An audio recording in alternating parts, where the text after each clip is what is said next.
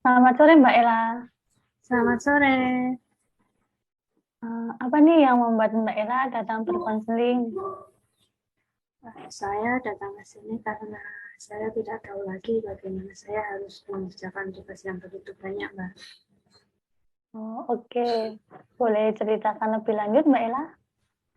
Begini, eh, dengan tugas yang begitu banyak membuat saya menjadi sulit mengontrol emosi saya, Mbak.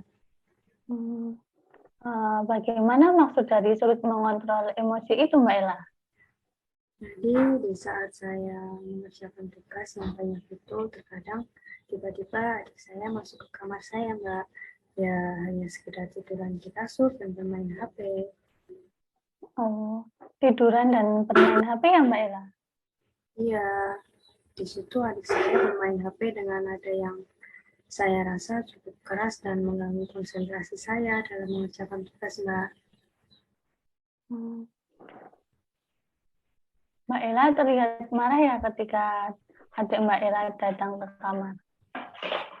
Iya, Mbak Ririn, saya mau tidak mau harus memarahi adik saya supaya keluar dari kamar saya dan supaya saya bisa melanjutkan mengerjakan tugas-tugas dari dosen dengan keadaan emosional yang sudah tidak stabil, Mbak. Hmm, Lalu Mbak Ella? Di situasi seperti itu, saya tetap harus mencoba untuk perlahan menenangkan diri supaya tugas saya bagaimanapun juga tetap bisa selesai, Mbak. Wah, hebat itu Mbak Ella. Di situasi seperti itu, Mbak Ella tetap bisa berusaha mengerjakan tugas. Itu juga membutuhkan waktu yang tidak singkat untuk bisa tenang kembali, Mbak Ririn. Benar Mbak Ella. Sebenarnya saya juga pernah memiliki permasalahan serupa dengan Mbak Ella. Tetapi itu sewaktu saya bersekolah dulu Mbak Ella. Memang bukan hal mudah untuk dilewati, tapi ya harus dilewati. Oh, begitu. Saya hanya bisa melakukan hal seperti itu di setiap kejadian. Dari permasalahan Mbak Ella tadi, dampak apa yang Mbak Ella rasakan? Ya, saya merasa mudah atau cepat emosi karena harus memikirkan berbagai tugas yang menumpuk itu yang harus segera diselesaikan dan saya sedikit-sedikit menjadi baper, Mbak. Oh, apa yang apa Mbak Ella pernah mencoba untuk meminimalisir emosi itu? Kalau pernah, boleh ceritakan Mbak Ella. Karena Mbak, saya mencoba untuk mengerjakan di luar rumah atau mengerjakan di kafe, tapi kan itu membutuhkan biaya tambahan juga, Mbak Ririn. Oh, di situasi seperti itu pasti Mbak Ella bingung harus mengerjakan di rumah, tetapi dengan situasi yang kurang kondusif. Sedangkan di luar rumah juga membutuhkan biaya tambahan. Benar Mbak Ella? Benar sekali, Mbak Ririn. Hmm. Berarti Mbak Ella mengalami sulit mengontrol emosi itu yang dikarenakan banyak tugas dan terganggu dengan kedatangan adik Mbak Ella yang datang ke kamar di saat Mbak Ella sedang mengerjakan tugas. Begitu ya Mbak Ella? Iya, benar Mbak Ririn. Apalagi adik saya baru kelas 3 SD dan setiap harinya selalu dihabiskan dengan bermain HP dan jarang sekali pergi keluar rumah sekedar bermain dengan teman-temannya. Sebenarnya saya juga merasa kasihan sih, Mbak. Mbak Ella barusan mengatakan dengan gestur wajah yang sedih, tapi di sisi lain Mbak Ella sering marah ke adiknya. Ya, gimana lagi? Pikiran saya sudah kacau. Barusan ada bicara Mbak Ella seperti orang marah. Apa Mbak Ella marah kepada saya atau ucapan saya tidak tepat di hati Mbak Ella? Tidak, Mbak Ririn, karena saya keingat adik saya yang membuat saya merasa pusing. Kadang sekedar melihat adik saya saja, kesensitifan saya jadi mendadak naik, Mbak. Itu bisa saja karena pikiran Mbak Ella masih terbayang dengan kemarahan yang belum bisa diredam atau belum bisa Mbak Ella kontrol. Bisa juga ya, karena saya spontan langsung marah tanpa berbicara secara baik-baik. Dan sebelum permasalahan ini muncul, saya dan adik saya terkadang bermain bareng atau melakukan kegiatan bersama. Saya ingin keadaan itu lagi sih, Mbak, sebenarnya. Nampaknya Mbak Ira rindu ya dengan situasi seperti itu. Iya, benar juga. Tapi saya jadi kepikiran adik saya yang sering saya marahi. Padahal dia mungkin belum begitu paham tentang tugas yang banyak ditambah deadline yang mepet itu, Mbak. Benar sekali Mbak Ella. Bahwasanya marah bukan solusi utama, ditambah lagi adiknya Mbak Ella masih di bangku kelas SD yang belum sepenuhnya paham tentang banyaknya tugas itu. Iya juga ya Mbak Ririn. Sekarang saya perlahan mulai memahami jika marah bukan solusi yang baik sebagai sarana penyampaian maksud dan tujuan. Saya senang Mbak Ella juga perlahan mulai memahami diri Mbak Ella. Iya Mbak Ririn. Karena Mbak Ella sudah memahami apa yang menjadi kendala diri Mbak Ella, saya cukupkan sampai di sini dulu ya Mbak Ella, karena terbatasnya waktu. Baik Mbak Ririn, tidak apa-apa. Saya juga sudah mulai merasa sedikit lega lagi dan merasa sedikit lebih baik dari sebelumnya. Oke Mbak Ella, saya ucapkan terima kasih kepada Mbak Ella dan mengapresiasi ketersediaan Mbak Ella untuk bercerita. Semoga kita dapat dipertemukan di lain waktu dengan keadaan Mbak Ella yang lebih baik, dan saya akan menghubungi Mbak Ella di lain waktu ya. Oke Mbak Ririn, terima kasih kembali. Iya Mbak Ella, selamat sore. Selamat sore.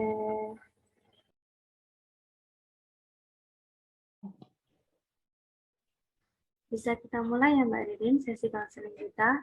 Kalau begitu, boleh Mbak Ririn menceritakan hal yang membuat Mbak Ririn datang ke konseling ini? Begini Mbak Ella, akhir-akhir ini saya sedang mengalami kepadatan tugas-tugas kuliah yang sulit saya organisir. Oh, Mbak Ririn ini mahasiswa ya? Iya betul. Oke, lalu sudah sejak kapan Mbak Ririn merasa kesulitan dalam mengorganisir tugas-tugas kuliahnya? Semenjak semester 5 Mbak Ella. Hmm, mungkin anggapan bagi sebagian besar mahasiswa, semester 5 itu menjadi fase awal kuliah terberat Mbak Ririn. Dulu ketika saya kuliah di semester 5 juga mengalami hal tersebut, dan saya akui saya cukup kewalahan menghadapinya. Jadi, tak apa jika Mbak Ririn mengeluhkan hal tersebut cukup melelahkan. Kalau begitu, boleh saya tahu apa yang menjadi penyebab tugas-tugas Mbak Ririn ini sulit diorganisir? Penyebabnya sih terutama deadline. Jadi mayoritas dosen saya memberikan tugas dan tanggal pengumpulan tugas yang cukup dekat. Di situ saya kesulitan dalam mengorganisir tugas-tugas saya. Oke, sedih sekali ya rasanya Mbak Ririn ketika kita dihadapkan dengan tugas kuliah, sedangkan kita bingung harus memprioritaskan yang mana dulu karena datanya sama-sama dekat. Sebenarnya saya ingin berlibur untuk melepas penat.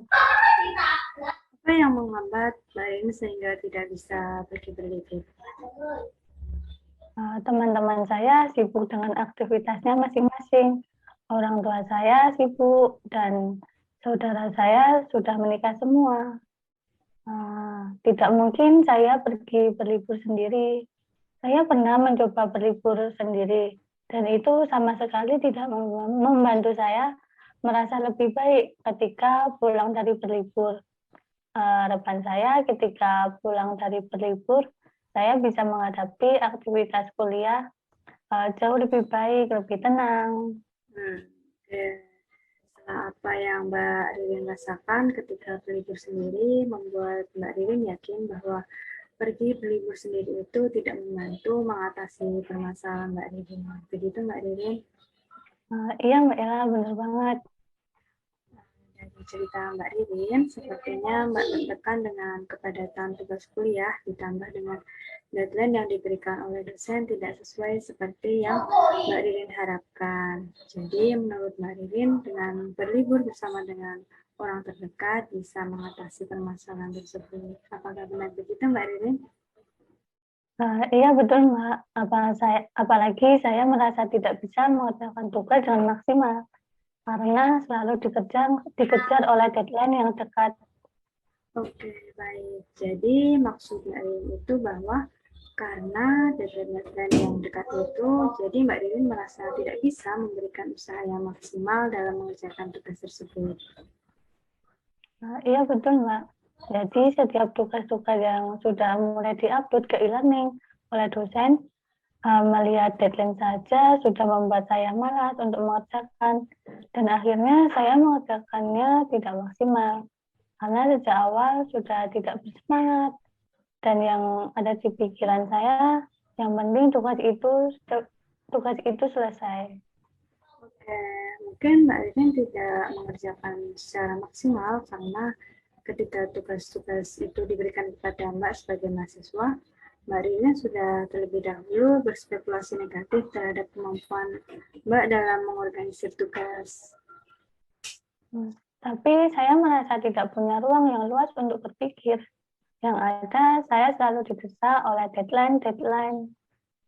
Oke, Mbak Ririn, saya perhatikan nada bicaranya sedikit lebih meninggi dan terkesan-kesal kepada saya. Apakah ada kata-kata yang mungkin menyinggung Mbak Ririn atau ada hal lain yang mungkin ingin Mbak Ririn sampaikan kepada saya? Tidak ada Mbak Ella. Maaf, saya hanya terbawa suasana saja. Baik, tidak apa-apa Mbak Ririn. Saya paham perasaan Mbak Ririn. Persoalan berhubungan dengan deadline memang tidak mudah. Dulu ketika saya masih mahasiswa juga merasakan hal yang sama. Persoalan mengenai tugas beserta deadline cukup membuat stres dan penuh dengan tekanan. Tetapi bagaimanapun juga, Mbak Ririn sebagai mahasiswa harus menyelesaikan tanggung jawab tersebut. Nah, iya juga ya Mbak Ella. Lalu bagaimana dengan nilai-nilai Mbak Ririn? Apakah ada masalah atau baik-baik saja? Sejauh ini sih baik-baik aja. Oke, tadi Mbak Ririn mengatakan bahwa Mbak Ririn tidak bisa maksimal dalam mengerjakan tugas. Tapi Mbak Ririn juga bilang bahwa nilai-nilai Mbak Ririn baik-baik saja. Iya Mbak Ella. Oke, berarti Mbak Ririn tidak merasa kesulitan dalam mengerjakan tugas Mbak, atau bisa dibilang tugas-tugas yang diberikan cukup mudah bagi Mbak Ririn. Sepertinya sih begitu Mbak Ella. Mungkin Mbak Ririn beranggapan tidak mengerjakan secara maksimal karena Mbak sudah terlebih dahulu kurang percaya diri dengan kemampuan Mbak Ririn sendiri. Tetapi di samping itu, Mbak Ririn tidak menyadari bahwa Mbak Ririn sudah mengerjakannya dengan maksimal. Iya ya Mbak. Ya, tidak apa-apa Mbak Ririn. Yang terpenting sekarang Mbak Ririn sudah menyadari akan kemampuan Mbak Ririn dalam hal mengerjakan tugas. Mbak Ririn bukan tidak maksimal dalam mengerjakan tugas, hanya saja sedikit kurang percaya diri akan kemampuan sendiri ketika sudah dihadapkan oleh deadline yang dekat. Dan rasa kurang percaya diri itu yang kemudian membuat Mbak Ririn merasa kesulitan dalam mengorganisir tugas. Oh iya ya Mbak Ella. Oke, kalau begitu, kalau boleh tahu apa yang menjadi harapan dari Mbak Ririn untuk kedepannya? Untuk harapan kedepannya, saya pengen bisa lebih tenang dan tidak merasa keteteran ketika menghadapi deadline yang lainnya. Oke, baik. Harapan yang bagus, Mbak Ririn. Semoga apa yang menjadi harapan Mbak Ririn bisa dengan mudah dicapai. Karena sesi konseling kita terbatas oleh waktu, mungkin ada yang ingin Mbak Ririn ceritakan lagi sebelum kita cukupkan sesi konseling ini. Sepertinya tidak ada Mbak Ella, sudah cukup.